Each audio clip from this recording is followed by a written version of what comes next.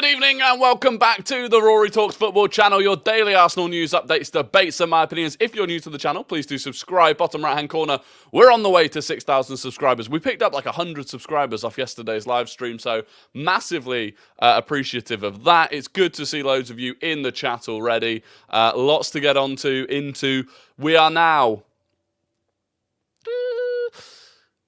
54 hours away from the deadline. 54 hours and counting, and it is still spicy. Thomas Willis, good to see you. Salah, as well. Turbs, Swagona, Ross, Zenreso, Yoel, Deep Sleep, Relax with Nature, Andreas, Joshua, Max Winfield, Jake Madaford, Ethan, IZK, Joshua Manway, Mustafa, Sharmaki, Boys, Tom, Emilio, Yoel, I already said Yoel, it's good to see you all. Loads of you in the chat, SS9 as well, and we will start with SMITH-ROWE. Do you know what? The issue is at the moment is we're counting down to the deadline, and I feel like a lot of that countdown, because there's very little noise about Arsenal signing anyone, it's kind of just a countdown to the deadline of trying to hold on to players, in my opinion. And we've now there's another team that are potentially in for Emile Smith-Rowe, which is problematic. Rory, ESR ain't leaving for real. I think you're right. I don't think he will leave, but we will report on the reports, because that's what we do. And the Smith-Rowe one is interesting. So in the Mail, they reported Arsenal don't really want to sell Smith-Rowe. Chelsea inquired, but were immediately knocked back and have now moved on to Cole Palmer. And that came out today, reported from a lot of people. Chelsea are interested in Cole Palmer. And to be honest, this kind of list of players that Chelsea are interested in, supposedly interested in, is predominantly not Emile Smith-Rowe type players. It's Cole Palmer, it's Ansu Fati, it's Rafinha. It's basically players that are meant to play off the right-hand side. And I don't think that Smith-Rowe is that guy. I think he'd have come in as a 10 if he was going to play for them. So the fact that they've moved on to Cole Palmer has relaxed me about the potential of Smith-Rowe moving to Chelsea. The issue is that according to Jimmy McCann, Smith-Rowe to Brighton may be on the cards. Now, Jimmy McCann is he's just on Twitter. He's a former agent from within football who claims to still have a lot of contacts. And to be fair, he's been correct about quite a few things this summer. More recently, he called Longley moving to Aston Villa. He was dead set on Declan Rice moving to Arsenal, so he's been decent. And according to him, hearing some breaking news today that Brighton have submitted a bid to Arsenal for Emile Smith-Rowe, hearing it's a permanent deal in the range of 30 to 42 million. Now, that's quite a big range, 30 to 42 million. 30 million, I would say no. 42 million, I'd probably also say no, but the logical head would say 42 million would not be a bad offer for Smith-Rowe. This has legs, and Brighton are very keen to get this done. Watch this space, Brighton fans. So, Smith-Rowe to Brighton, it would be... I'd be able to stomach it a lot more than Smith-Rowe to Chelsea. If the money was correct for him. Look, again, the logical head with no sentimentality or anything like that. The logical head says 42 million for Smith-Rowe would not be bad. Whether or not it happens, I think we've got to wait for more serious reporters to mention it, I think. Apparently it has legs. He'd be great at Brighton. That's the thing. Smith-Rowe would be fantastic at Brighton. Maybe it sweetens up the relationship with Brighton for a move for Evan Ferguson next year. We shall see. West Ham bid 30 million for Maguire. No chance we let Smith-Rowe go for that. Yeah, but it doesn't always work like that, right? It doesn't always work like that. You could argue Man United bid 80 million for Anthony. There's no way we let Pepe go for free, but it just doesn't work like that. I see it happening.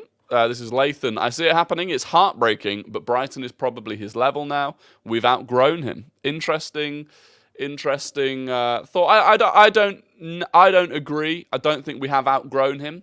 I think the starting 11 has outgrown him. but there is still time for him to catch up. I think that kind of 6 months to a year that he was out for, it did mean that he fell behind that sort of level that the first team play at. But he's been playing catch-up. He's been working hard to play catch-up. The natural talent has always been there. And I think he can get to a position where he can be, even if not starting, he can be a regular player for Arsenal. So I don't think we're at the point yet where we're ready to let him go. Sorry I'm late. Smith-Rowe to Brighton. Yeah, this is according to Jimmy McCann. Smith-Rowe to Brighton. Hearing some breaking news today that Brighton have submitted a bid to Arsenal for Emile Smith-Rowe. Hearing it's a permanent deal between 30 and 42 million pounds. And obviously, look, it's one person that has said that. By the way, I apologise for that. That is basically booked a last-minute holiday. Going on holiday next week. Because I'll be honest, right? Haven't been on holiday this year. Well, I haven't really been on a relaxing holiday this year. And I saw there's an international break coming up, right? And I hate the international break. And so we decided, you know what? Let's go on holiday. It's only going to be 7 days. We're going to Mexico. We are going to Mexico for 7 days next Thursday. So I will be away from the streams for a week at that point, which I can only apologise for. But that's what all of that is. We had to figure out where all our summer clothes were, because we've not really had a summer here. Who's boys? Why are people... Tom, Enciso is miles better than Smith-Rowe, just facts. Yeah, I mean, that's a very, very reactionary take. Enciso's played, 20 games for Brighton? He's looked good. But it's a very reactionary take to say that he's miles better than Smith-Rowe. He's also out for the rest of the season, if I'm not mistaken. So that's fairly irrelevant. Take me with you, says Emilio. I wish I could. I wish you could all come with me, but sadly you can't. So that's that. And if Smith-Rowe goes to Brighton, if he starts regularly, I don't mind it. I don't mind it as long as we get the good money for him. Are we signing anyone? We'll get into that. We have a lot of games this year. Better to keep the squad on the big side. I absolutely agree with that. I think it's fundamental that we keep the squad. Realistically, I think the ideal squad size is you have a full starting 11, a full bench of players that you'd be happy to be subbed on or happy to have to start a game if they needed to, and then an extra 2. That would be my opinion. And I think we pretty much will be in that situation. If you include Timber, who's obviously injured, but he would be one of those additional 2, I think we'll pretty much be in that situation by the end of the window. Don't let the cartel get you. Don't you? I can speak a bit of Spanish, so if it all goes wrong, I'll whip out the Spanish and negotiate my way out of any bad situations. Beast Destroyer says, would you take Mudryk on loan with an option to buy? No. I mean, if it was an option to buy, yeah, sure, because his wages aren't very big. So I probably would do that, as long as it was an option that didn't become an obligation. I probably would do that. Do you think Arsenal will make another signing? We need a new centre mid and a new backup to Saka. Do you know what? Actually, interestingly, I think in terms of priority signings, I think a defender, if we're going to sign someone before deadline day, I think a defender is more important than a centre mid or a backup to Saka at this point. Truthfully. Anyway, Nuno Tavares, Fabrizio Romano today saying Nuno Tavares and Murillo, I'm not sure who that is, it's not to do with us, but Nuno Tavares and Murillo will both sign documents as new Nottingham Forest players today. Arsenal will receive a loan fee of £2 million, plus there will be a £12 million buy option, but it will not be a mandatory clause. So Forest will pay us $2 million. They'll take Tavares on loan, and at the end of next season, they'll have an option. They will have an option to buy him for £12 million, which I don't know how we've ended up here when about 2 weeks ago we were hearing that they were potentially going to buy him for £30 million. So we've fallen off the cliff from there. But look, if we end up getting effectively £14 million for Tavares if they buy him next summer, That's not too bad. That's not too bad. Or he has a fantastic season for Forest, is far better than anyone knew, and we bring him back. Wage split, I assume, given that they're also paying a loan fee, that normally would indicate that they'll be paying for all of his wages as well. Because otherwise you just bin off the fee and then factor that into the wages. So presumably they're paying all of his wages and a £2 million fee, which isn't too bad. It's not too bad. Fabrizio also said, I've had a lot of Arsenal fans asking me if there is a plan to replace Kieran Tierney and Nuno Tavares. For now, I think it's an open situation. Arsenal are always acting with some strategy in this kind of cases. They sign a player if they believe it's the right opportunity. There are no talks as of today, but let's keep it open until the end based on outgoings. Now, in my opinion, we don't replace Tavares or Tierney. I think on that left-hand side, you've got Zinchenko, you've got Kivior, you've got Tomiyasu. I don't think that that's the side that we're going to approach to replace, but time will tell. Rob Holding, Fabrizio Romano saying, understand Mallorca have asked for the conditions of Rob Holding deal today. Negotiations are ongoing. Possible solutions in the Premier League remain after Luton Town called on Monday, but Mallorca are trying to find a way now. And since then, Luton are buying Tengi Mendy or something like that. What's his name? He's a United player. What's his name? Tengi Mendy or something? Tengi Mendy. What's his name? Anyone know his name? I'm gonna have to find it now because it'll annoy me. Teden Mengi. Teden Mengi. So Luton are going for him, which means that Arsenal, Rob Holding may probably not go to them now unless they sign both of them. Centre back. So that affects that. Balogun, following Balogun, Fabrice Hawkins, Balogun will sign the deal with Monaco this afternoon. So that is almost done and dusted. And, as expected, sounds like he's passed his medical and there's going to be no last-minute crises when it comes to following Balogun. And then there's no news. And in this situation, by the way, no news is good news.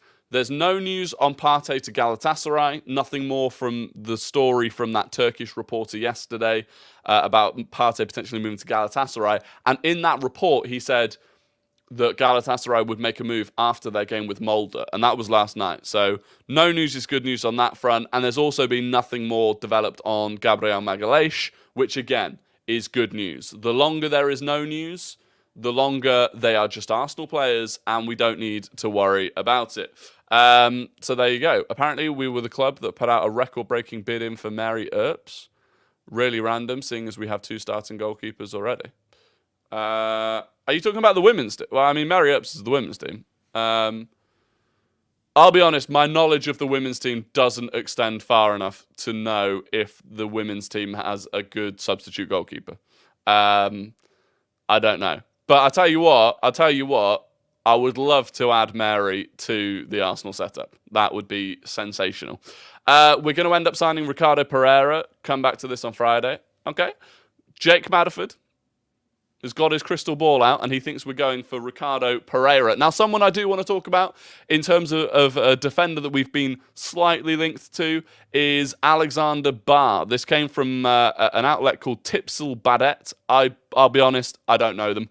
And I don't know if they're good. It's not an English outlet, but they said Arsenal are interested in signing Benfica right-back Alexander Barr in the final 3 days of the summer transfer window. The Danish international is expected to cost around £28 million. He's one of a few players that Arsenal are looking at ahead of Friday's deadline. Now, he's not a traditional defender that we would buy. In terms of who he is, what he is, like I said, 23-year-old, plays for Benfica, Danish, but he's a right-back that really plays an attacking style that really none of our fullbacks play. He's more of a kind of a right wing-back, I guess, / right midfielder a lot of the time, and he massively lacks defensively. If you had to pinpoint his flaws, it would be his defensive capabilities. I don't know that that's something that we necessarily want. Benfica signed him from Slavia Prague last summer for like £6.5 million. I don't know if he's done enough to be worth 28 million quid. I honestly don't know. I honestly don't know. In terms of any update on Schürrle? No, there's been nothing on Per Schürrle since last time we spoke about it. But for example, he's played 122 games as a right back, 47 games as a right winger, 30 games as a left winger, 20 games as a centre forward, 18 games as a right midfielder. So he's played all over the park. He can score goals, in fairness to him. He can score goals, but it's just it doesn't, in my opinion, tick the boxes of the typical sort of right back that we'd go for. I'd much rather we went back in for someone like Ivan Fresneda, Simikan, for example. I think there are definitely better options out there than Alexander Barr. Unless you were looking at basically having a, I know Arteta likes to have versatile players, unless you were looking at someone who could arguably be a right back or a Saka backup, which is not something that we've seen. But typically, I feel like it's very difficult to get the balance of someone that can be that good going forwards in terms of being good enough to be a Saka backup, but also a good enough defender. But we'll see. We'll see. Arsenal's record transfers in terms of departures is 71 million in one window, and Arsenal will beat that this summer. It's obviously not as much as we wanted. However, progress in departures is something. Yeah, I mean, it's going to be what? I mean, is it even going to be more than 71 million? I'm not sure it will be more than 71 million. Between Balogun, Xhaka, because we haven't got a fee for Tierney. We're not going to get a fee for, we're getting a couple of million for Tavares. I don't think it will be more than 71 million, in all honesty. But we're getting to the point as a squad where once we've got rid of the kind of deadwood that we've got left, once you move on from that, we'll be more in a position like City where the majority of your outgoings you're actually getting decent money for. My random guess for Guess the Gooner is Sambi Lakonga. There you go. We're switching up Guess the Gooner today. Fresneda's gone to Sporting. Has he already gone? Did that happen? Oh, you're right. And he went for 9 million euros. When did that even happen? Today? What? When did this happen? Oh, literally just now. Fabrizio Romano's just announced Fresneda signs a deal until June. This was 10 minutes ago. Fresneda signs until June 2028 as a new Sporting player. 9 million euros plus 3 million euros in add-ons and a 10% sign-on clause for Valladolid. What? No, Vanity, it wasn't ages ago. It literally got announced 10 minutes ago. I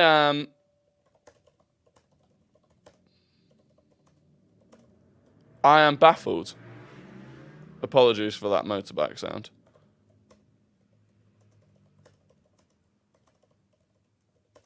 I am baffled. Sorry, I'm just typing a tweet expressing my bemusement at this situation. But there you go. So, I can't explain that. 12 million quid. 12 million, not even 12 million quid. 9 million euros with 3 in add-ons. That's a deal that's worth doing. He's 18 years old. He's experienced for Valladolid. I guarantee it. Fresneda moves from Sporting to a decent Premier League club for 35, 40 million quid within a year. I guarantee it. And I don't understand why we've not just pulled... Why would you not go for that? There's barely any loss involved. He's young. Bemusing. I don't understand that one at all. Nunez to City. Yeah, Mateus Nunez to City has been basically confirmed. Emilio says, Rory, on Sunday, I want to see Partey, Gabriel and Emil in the squad. If not, I'm going to have a meltdown. Yeah, as long as they're in the squad. Yeah, sorry, not the starting lineup. But yeah, I think, yeah, I want them to be, I do want them to be in the squad. What's been the best signing of the summer window in the Prem so far? Good question. What's been the best summer signing so far? Do you know what? I think James Maddison. Even though it's Spurs, I think James Maddison, in terms of 40 million quid, he's hit the ground running. He fits into that system really, really well. I don't like to say it, but I think McAllister wasn't 25 million. McAllister was 35 million plus who knows what. I do think he was great value. But I think ultimately, I think Maddison. If you're being unbiased, I think it was probably Maddison.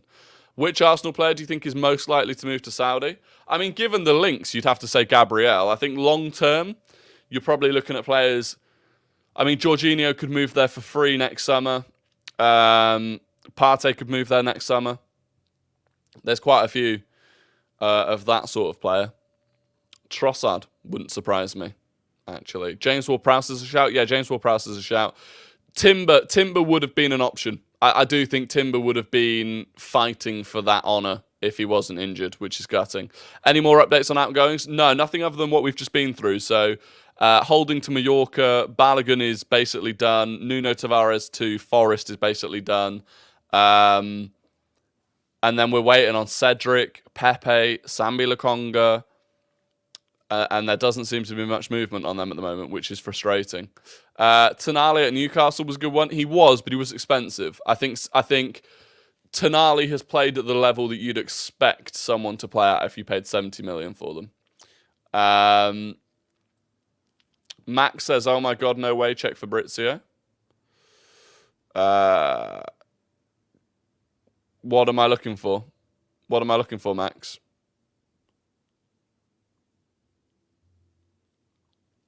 I don't know what I'm looking for, Max. If you're talking about the Fresneda thing, we just covered that, so I apologise. But United versus Arsenal prediction. Honestly, as long as they don't get Amrabat in by Sunday, I think we're calm. As long as they don't get Amrabat in by Sunday, I think we're good. And by the way, saw this afternoon, Nottingham Forest have bid 17 million for Amrabat, and Fiorentina were willing to accept it, but Amrabat basically just has no interest in going to Nottingham Forest. So what are Man United doing? 17 million. I'd almost ask, what are Arsenal doing? 17 million for Amrabat's an absolute steal. We got money for Turner, so we might just get over 70 million. That is true. I did forget about Turner. That is true. What's the ideal Champions League draw tomorrow? I think I said yesterday, I think it's Sevilla, Shakhtar, and it's like Dinamo Zagreb or something. Potential Partey replacements for next summer. We're a long way from that. Potential Partey replacements. I'm not actually sure, you know. It's why I wanted Lavia. It's why I wanted Lavia to come in as an understudy to Thomas Partey this summer. But did you miss Guess the Gooner? No, we've not done Guess the Gooner yet. If Gabriel and Raya play, it's an easy 3-0. Gabriel, yes. I don't think Raya makes a difference over Ramsdale, to be honest. United trying to get him on loan, I believe. Yeah, they are. But it's kind of crazy. If they can't afford 17 million, that's pretty wild. Don't think Nketiah is good enough to start for us. Opinions on needing a new striker soon. I don't disagree that we need a new profile of striker. I think Nketiah's been sharp at the start of this season. You know, I wouldn't be against seeing Nketiah start on Sunday, truthfully. Fabrizio said Spurs are choosing between Ansu Fati and Brennan Johnson. Yeah, that's the latest thing from Fabrizio. Contacts between Tottenham and Barca for Ansu Fati continue. Spurs are working on a Brennan Johnson deal, waiting for final decision. Ansu Fati loan move. Brennan Johnson has to be permanent. Tottenham have to decide in the next 24 hours. In all honesty, they're not level changers, in my opinion. I don't think they're level changers. Arsenal are in pot 2 as a relief. Yeah, it is massive. Being in pot 2 is huge, and we only just scraped it as well. We were very lucky to end up in pot 2. And by the way, if we'd ended up in pot 3, then the draw would have been looking pretty spicy. You know, if we'd ended up in pot 3, you could have had a draw where you were like, you get like Bayern and Real Madrid and Arsenal all in the same group. So yeah, that was very lucky. Jesus, Havertz, Saka, Rice, Partey, Ødegaard would destroy United.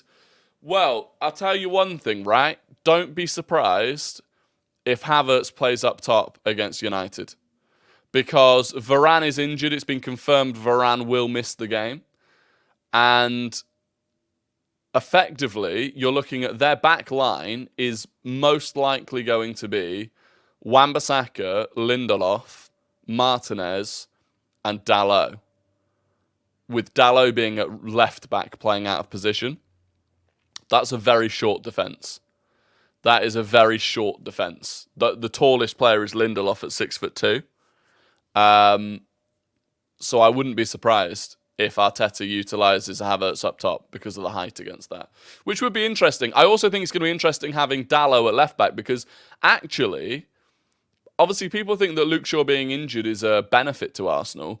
Saka has had Luke Shaw on toast when we've played them. Saka really, really likes playing against Luke Shaw, and Luke Shaw hates playing against Saka. Now, with Dalot being a right-footed left-back, it actually favours Dalot to play Saka onto Saka's left foot for Saka to cut inside, because it's Dalot's stronger side when he does that. So what I really think we need, because of that, because Dalot will be trying to move Saka onto his inside foot, I think having Ben White overlapping is going to be really, really important. And I really hope we get that. I hope we get the normal back four from last year with Ben White overlapping. I think that's important. I don't think we should play Havertz there. We should play our game, Eddie or Jesus. I don't disagree. It'll be interesting. Look, it could be Jesus if he's fit enough. It could be Nketiah, who's looked sharp. Or it could be Havertz. It really could. So it will be interesting. Dalot, it favours his strong foot, need overlappers. Yeah, exactly that. They have a fast team on the counters. That's all I'm worried for. They do. It will be interesting to see who plays in the attack for them. It will be interesting to see. What's your ideal starting 11 for Sunday? Ramsdale, White, Saliba, Gabriel, Zinchenko, Partey, Rice, Ødegaard, Saka, Martinelli, and then the number 9, honestly, could be Havertz, Jesus, or Nketiah. If he's fit enough, I think I'd just go Jesus. I think he's the best player of the three. But we'll see. That's what I'm saying. Havertz picks up both defenders and Jesus kills Aaron Wan-Bissaka. Well, or Martinelli kills Wan-Bissaka, either or. Joshua Manway says, Ramsdale, Saliba, Gabriel, Zinni, White. Yeah, agreed. Partey, Rice, Ødegaard. Agreed. Saka, Martinelli, and Nketiah. So, yeah, I mean, pretty much I agree with all of that. Or I slap £10 on United and go for a nap. Yeah, I don't want to see, I'll be honest, I don't want to see Tomiyasu or Kivior in that left-back role. I want to see Zinchenko there. I really do. Rory, which ticketing system do you honestly prefer, this season's or last season's? Last season's. The ballot is completely random. Last season, I could at least, I could do everything within my power to give myself more of an advantage of getting a ticket when they went on sale. So I'd have dozens of browsers open. I'd be trying to time it at the exact right time. I got far more tickets when they went on sale last season than I will do from the ballot this season, which is a pain. Did you see the EAFC Arsenal ratings? Yeah, it's a joke. It's an absolute joke. And if you've not seen this, I tweeted this and it's on my Instagram as well. The Arsenal player ratings, right? Saka and Ødegaard, both 87. Fair enough. I think that's good. Beyond that, it's a shambles. It's a shambles. By the way, EAFC, if you're not familiar, is FIFA. It's next year's FIFA. So the FIFA ratings, Ramsdale was an 82 rated player this year. He's going to be an 82 rated player next year. So he gets in team of the season. Last night, he won the PFA Goalkeeper of the Year award, and he's not gone up in rating at all. Shambles. Martinelli, Arsenal's top goal scorer last season, 82 rated. 82 rated. That's the same rating as Anthony was this season. What are we doing? Martinelli, Well, Aimer Andy, quite frankly, pal, you're gone.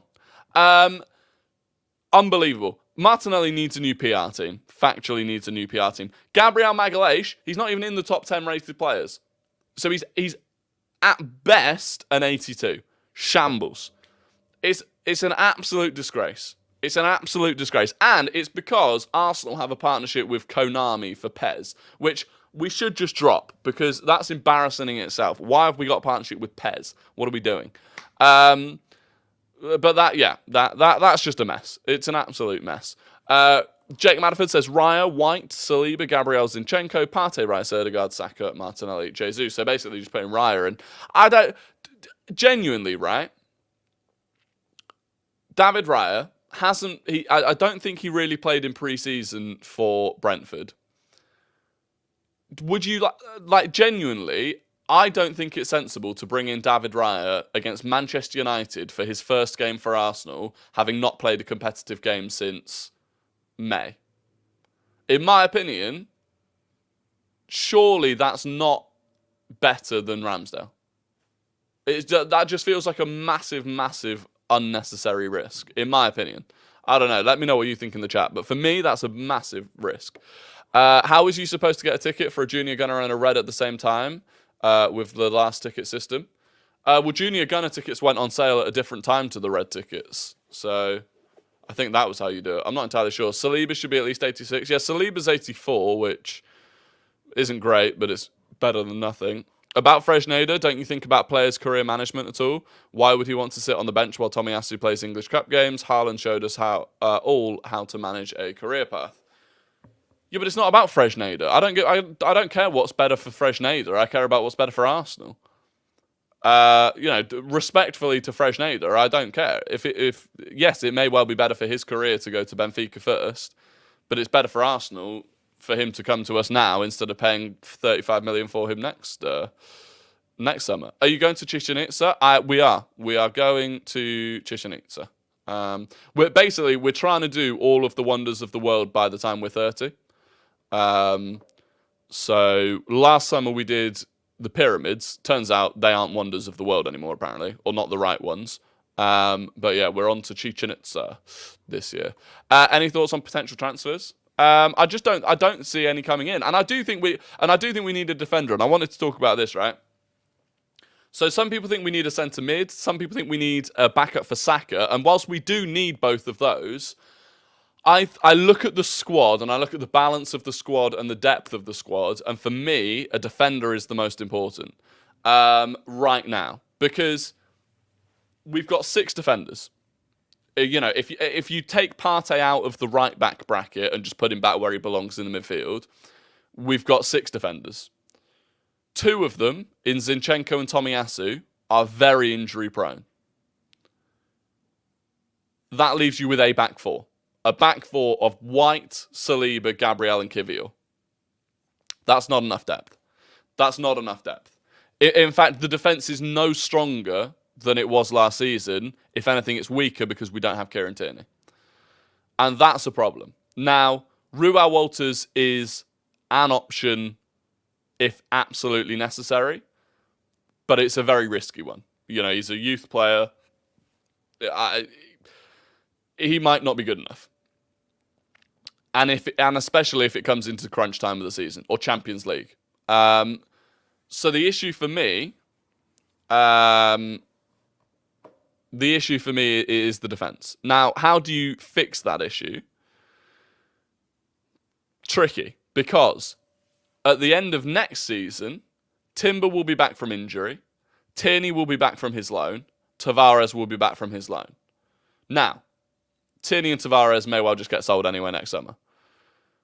The issue is, Timber will be back. If you spend a bunch on a defender now, then you're in a position next summer where there's too many defenders. Maybe you sell Tomiyasu, who I do think, if Tomiyasu doesn't improve this season, I think the squad is probably at a level above his now. But other than that, I just think you've got to bite the bullet. Now, this is why I think Fresneda would have been great. If not Fresneda, maybe Simican. It has to be a loan, in my opinion. We don't have the money to buy someone. Rory, Northside schooled you the other day. I mean, right. I don't think Northside and school particularly go hand in hand together. But he certainly didn't school me. What kind of wage do youth players get? Not a lot at all. Not a lot at all. Unless they get special deals, I think the standard is £2,000 a week for before they're on professional contracts. It's £2,000 a week is the most that they get. So like Patino's on £2,000 a week. I've got a bad feeling that we'll lose on Sunday, and Højlund is adding to that fear even more. That doesn't see. This is again.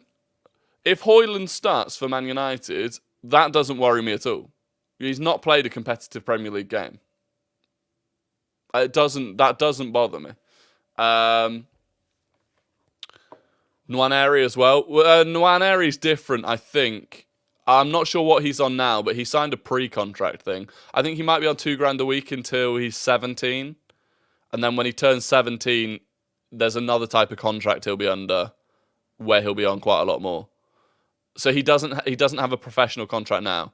There's like a schoolboy contract. I can't remember exactly how it works, but MUFC fans is shouting at a wall about how they're going to win. United only scored 58 goals last season, and they'll be lucky to get 50 this season. Arsenal 3, Manchester United 1. There you go. Look, I think if we start with our best team and we start with the back four that I think we pretty much all agree should be the back four going into the game, I think we win 3-1, 4-1, 3-0, 4-0. I do think we're fine. Scholar contract, yeah. I can't remember exactly how it works. I'll be honest with you. I don't want to feed you false information, but I worry about Saliba's back this weekend after carrying Højlund in his back pocket. Hopefully he'll be all right. Anyway, it is time for Guess the Gooner, the game where today I do not give you a career path. Instead, I will just give you hints and clues about an ex or current Arsenal player. It's not the end of the traditional Guess the Gooner. We will venture back to it at some point, but today I am giving you clues about an ex or current Gooner, and you have to guess who it is. Okie dokie. This player is 31 years old. 31 years old.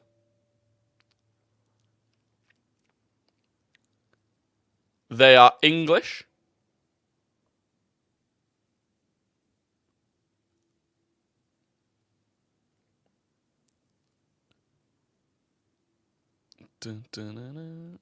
No one's got it yet. So they're 31. They're English. They made 34 appearances for England, scoring 2 goals in the process. So they've made 34 appearances for England, scoring 2 goals in the process.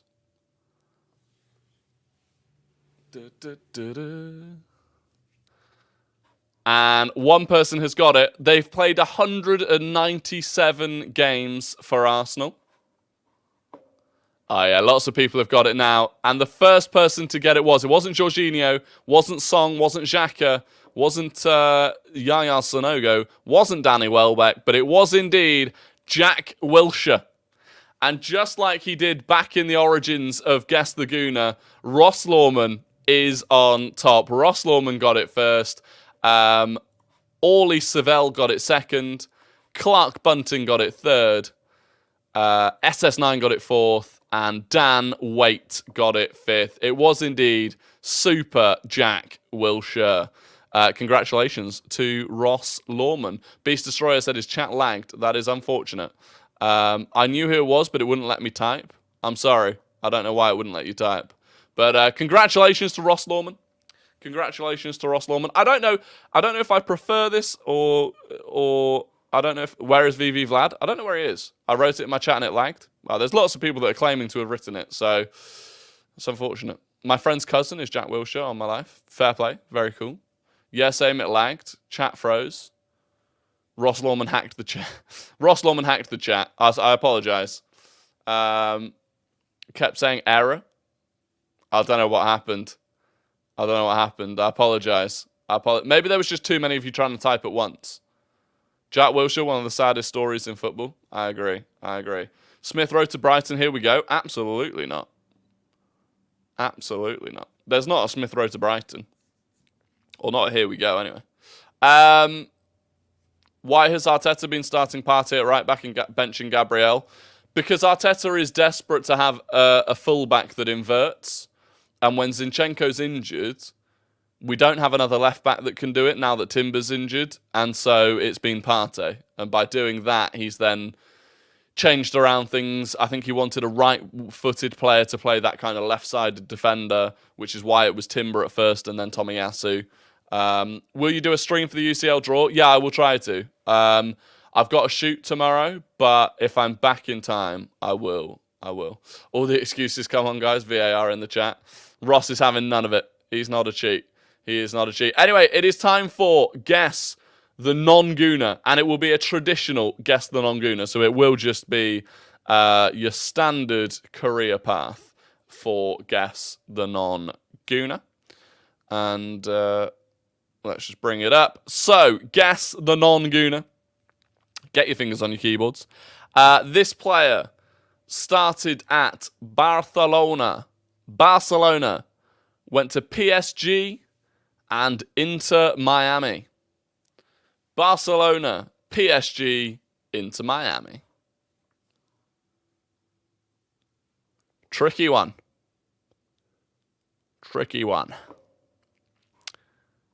Yeah. Lots of you getting it very quickly. The first person to get it was SS1. It is indeed the one and only Lionel Messi. Oh, no, wait, actually, sorry. Beast Destroyer got it first. I didn't see it because he put no dirty double. He's fuming about that. But Beast Destroyer got it first. It is Lionel Messi. Sorry, SS1 was second. I apologise for baiting you into thinking you'd won that SS1. Max Winfield was third. Ash was fourth. And Jumana was fifth. So congratulations. That was a very easy one. That was a very easy one indeed. Young Tar messed up the letters. Now this is a robbery. I was first. Not on my screen, Max, unfortunately. And Ross is now claiming that his chat lagged. There you go. There you go. But look, that is going to be the end of the stream. Please do subscribe if you're not already. Massively appreciate the support on yesterday's video as well. We got like 6,000 views and a bunch of subscribers from it. So do subscribe. Smash a like on the video before you leave as well. That massively helps me out. And other than that, have a fantastic evening. I will try and be live at 4 p.m. tomorrow for the Champions League draw. If I'm not, I'll be live at 5 p.m. as normal, and we will react to the draw, of course.